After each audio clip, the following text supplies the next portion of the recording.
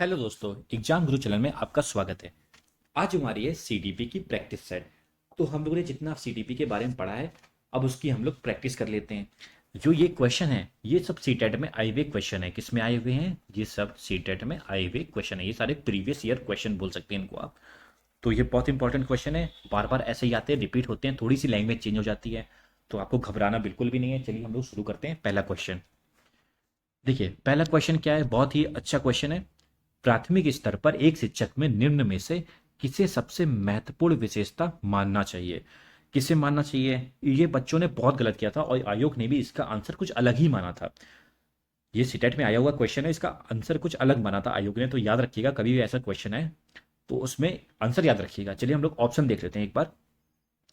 A option क्या है? शिक्षण पद्धतियों को और विषयों के ज्ञान में दक्षता। देखिए, आपको ये आंसर बहुत अच्छा लगेगा। ठीक है, चलिए आगे बढ़ते हैं।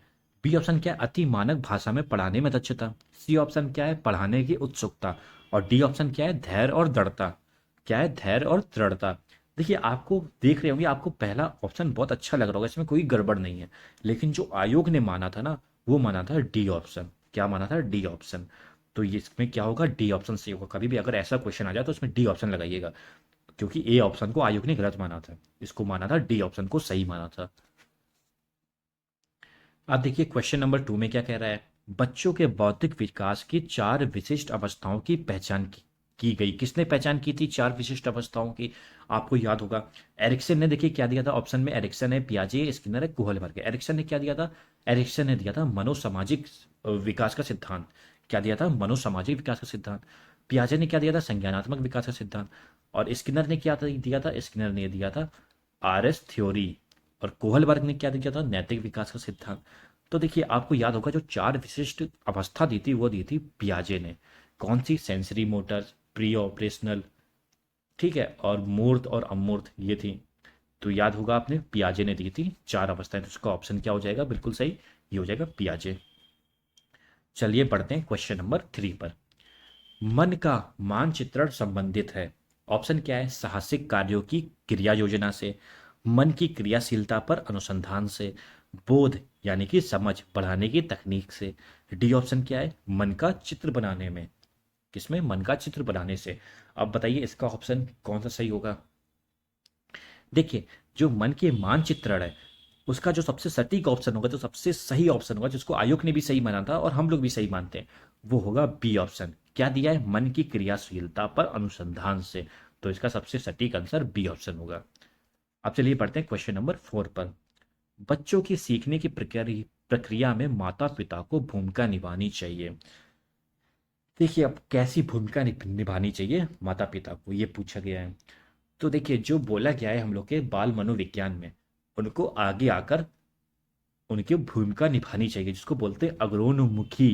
जिसको क्या बोलते हैं? अग्रोन्मुखी। तो इसका ऑप्शन नंबर ए बिल्कुल सही हो जाएगा। अब बढ़ते हैं क्वेश्चन नंबर 5 पर। निम्न में से कौन सा शिक्षार्थी में सृजनात्मकता का पोषण करता है?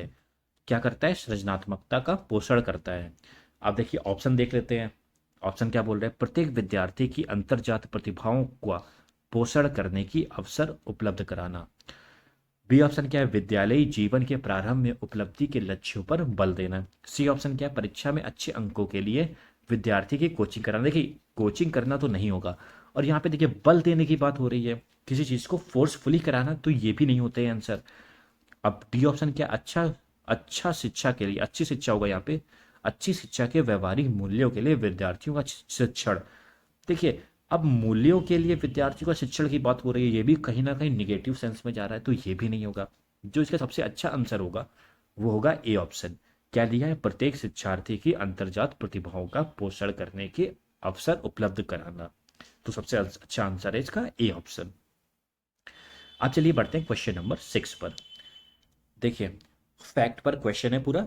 पियाजे के अनुसार निम्नलिखित में से कौन सी अवस्था में बच्चा अमूर्त संकल्पनाओं के विषय में तार्किक चिंतन करना प्रारंभ कर देता है?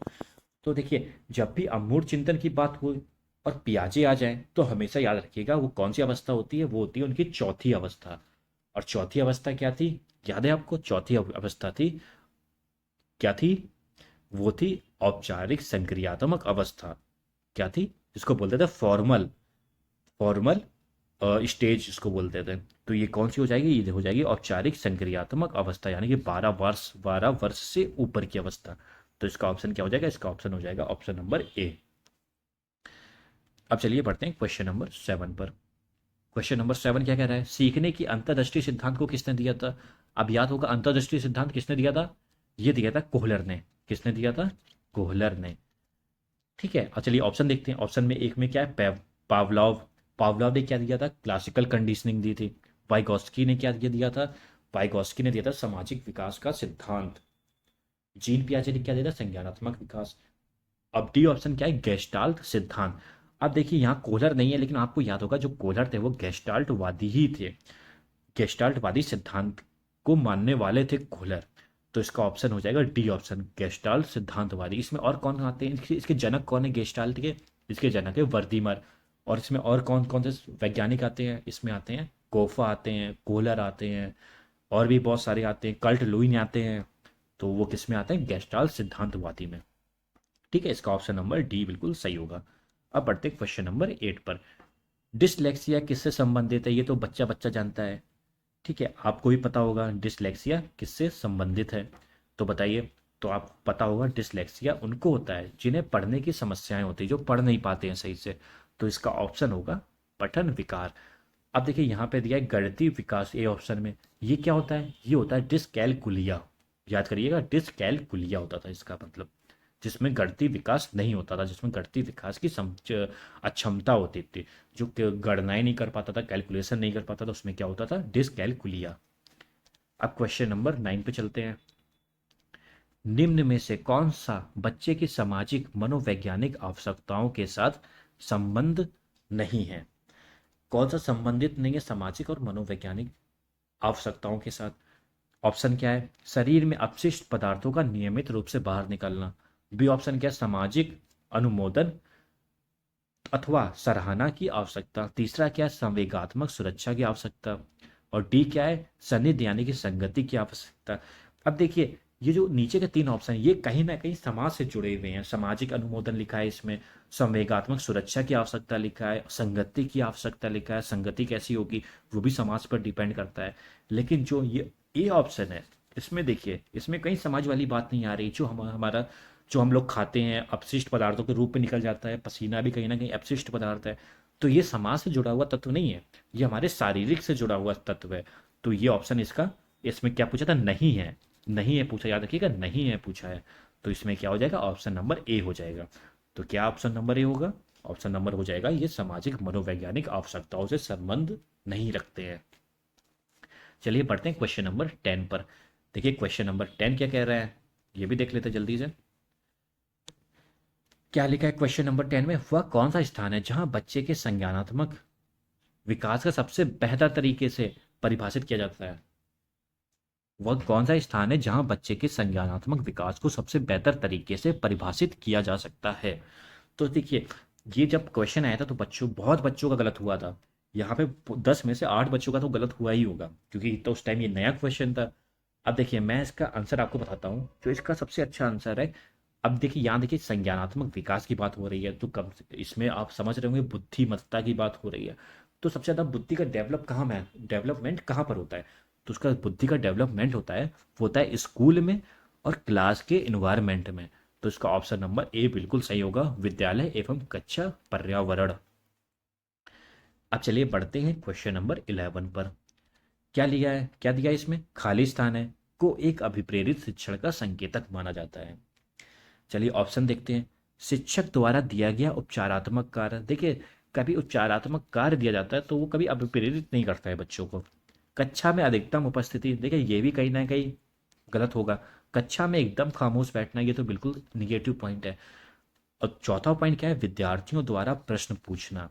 जितना विद्यार्थी प्रश्न पूछेंगे, जितने उनके मन में डाउट होंगे तभी वो प्रश्न पूछेंगे और उनके डाउट क्लियर होंगे, जिससे उनका बुद्धि का विकास होगा, वो मोटिवेट रहेंगे और उनमें डेवलपमेंट की प्रक्रिया होगी। तो सबसे अच्छा जो इसका ऑप्शन है वो है डी ऑप्शन।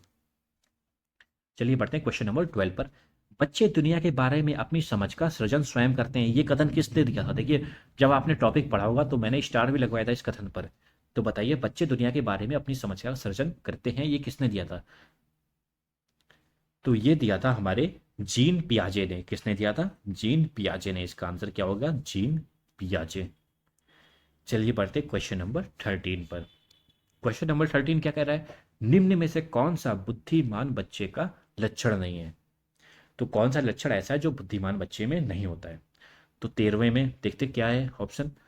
वह जो अमूर्त रूप से सोचता है। देखिए ये तो कहीं ना कहीं से सही है, जितना अमूर्त रूप से सोचेगा उतना ही, इसका मतलब ये उतना ही वो इंटेलिजेंस होगा, इंटेलिजेंट होगा, उतना उसमें इंटेलिजेंस ज़्यादा होगा, बुद्धिमत्ता ज़्यादा होगी उसमें। बी ऑप्शन क्या है? वह जो नए परिवेश में स्वयं को समायोजित कर सकता है। ये भी बहुत अच्छी बात है, समायोजन करने की क्षमता भी बहुत अच्छी है, तो ये भी बिल्कुल सही ऑप्शन हो, बिल्कुल सही होगा बुद्धिमान बच्चे के लिए। इसमें नहीं पूछा, याद रखिएगा। वह जो लंबे निबंधों को बहुत जल्दी रटने की क्षमता रखता हो। देखिए रटने जैसा शब्द आ जाता है तो वो निगेटिव में जाता है, तो ये तो नहीं होता है बुद्धिमान बच्चों में।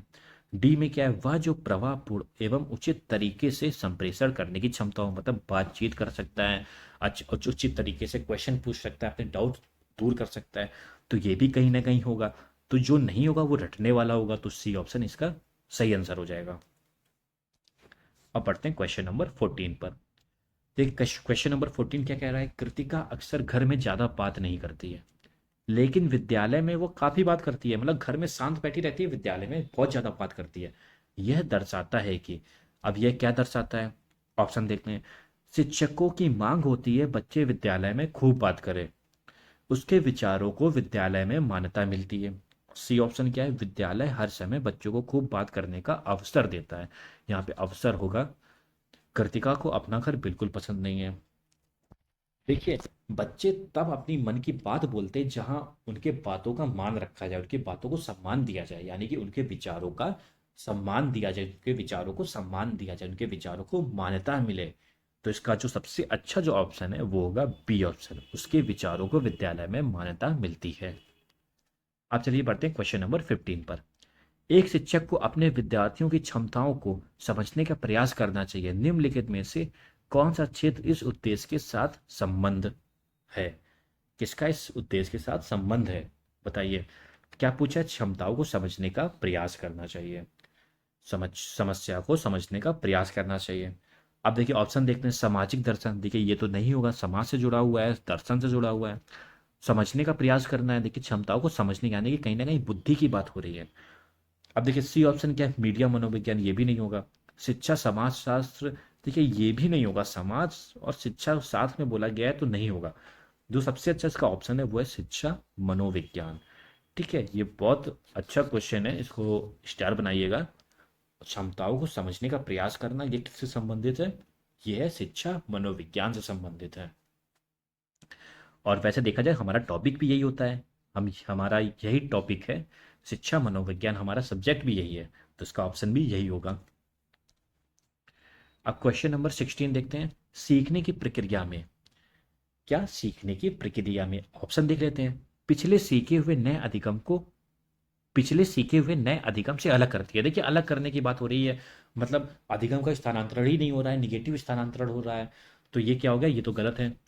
शिक्षार्थी को एक दिशा में सोचने के योग्य बनाती है। देखिए एक दिशा में नहीं सोचेगा शिक्षार्थी, हर दिशा में सोचेगा, तभी तो उसमें क्रिएटिविटी आएगी, सृजनात्मकता आएगी, तो ये भी नहीं होगा। शिक्षार्थियों में सीखने के प्रति रुचि का विकास करना, हाँ ये हो सकता है, रुचि का विकास करना। डी ऑप्शन क्या? शिक्षार्थियों की स्मरण शक्ति को पैना बनाती है, मतलब रटने से संबंधित है, कोई याद करना, तो ये भी नहीं होगा।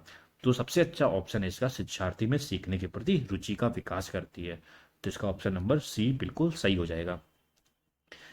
अब बढ़ते हैं क्वेश्चन नंबर 17 पर। क्वेश्चन नंबर 17 देखिए क्या कह रहा है। शिक्षा के क्षेत्र में पाठचर्या शब्दावली की ओर संकेत करती है। पाठचर्या शब्दावली किसकी ओर संकेत करती है? देखते स्थान है यहाँ पे, तो देख लेते हैं किसकी ओर संकेत करती है। ऑप्शन क्या है? शिक्षण पद्धतियों, शिक्षण पद्धति एवं पढ़ाई जाने वाली विषय वस्तु पर। बी ऑप्शन क्या है? कक्षा में प्रयुक्त की जाने वाली पाठ्य सामग्री पर। सी ऑप्शन क्या है? विद्यालय का संपूर्ण कार्यक्रम जिसमें विद्यार्थी प्रतिदिन अनुभव प्राप्त करते हैं। देखिए कितनी अच्छी बात बोली गई है। शिक्षा के क्षेत्र में पाठ्यचर शब्दावली, विद्यालय का संपूर्ण कार्यक्रम जिसमें विद्यार्थी प्रतिदिन अनुभव प्राप्त करते हैं। तो जो इसका सबसे अच्छा ऑप्शन हो जाएगा वो हो जाएगा ऑप्शन नंबर सी। क्या हो जाएगा उसका? Option number C. अब बढ़ते हैं क्वेश्चन नंबर 18 पर। देखिए क्वेश्चन नंबर 18 क्या बोल रहा है, निर्जीव वस्तुओं का सजीव गुण देने वाली प्रकृति का पियाजे ने क्या नाम दिया था? तो जो निर्जीव वस्तुओं को जो सजीव समझते थे बच्चे, उसको क्या बोला था? उसको बोला था सजीव चिंतन। क्या बोला था? सजीव चिंतन। तो इसका ऑप्शन नंबर सी बिल्कुल सही हो जाएगा। अब बढ़ते हैं क्वेश्चन नंबर 19 पर। क्वेश्चन नंबर 19 क्या बोल रहा है, एक बच्चा अतीत की समान परिस्थिति में की गई अनुक्रियाओं के आधार पर नई स्थिति के प्रति अनुक्रिया करता है। यह किससे संबंधित है? बताइए ये किससे संबंधित है? बहुत अच्छा क्वेश्चन है ये। तो देखिए, अगर किसी पुरानी अतीत की मतलब पुरानी परिस्थिति के आधार पर नई क्रिया में अगर क्या लिया है, एक बार फिर से देख लेते हैं। एक बच्चा अतीत की समान परिस्थिति में की गई अनुक्रियाओं के आधार पर नई स्थिति के प्रति अनुक्रिया करते हैं। मतलब पुरानी जो परिस्थिति थी वैसी कुछ परिस्थिति अभी आ गई है, तो उसी के अनुसार जो क्रिया करेगा तो उसको बोलते हैं सीखने का सादृश्यता नियम। क्या बोलेंगे? सीखने का सादृश्यता नियम। तो उसका ऑप्शन क्या हो जाएगा? ऑप्शन नंबर बी हो जाएगा। ये भी बहुत अच्छा क्वेश्चन है, इसको भी पॉइंट बना के याद कर लीजिएगा, समझ लीजिएगा। अब बढ़ते हैं क्वेश्चन नंबर 20 पर। प्रतिभाशाली होने का संकेत नहीं है। क्या प्रतिभाशाली होने का संकेत नहीं है? रचनात्मक विचार, ये तो होता है, ये तो बहुत जरूरी है। अभिव्यक्ति में नवीनता, ये भी बहुत जरूरी है।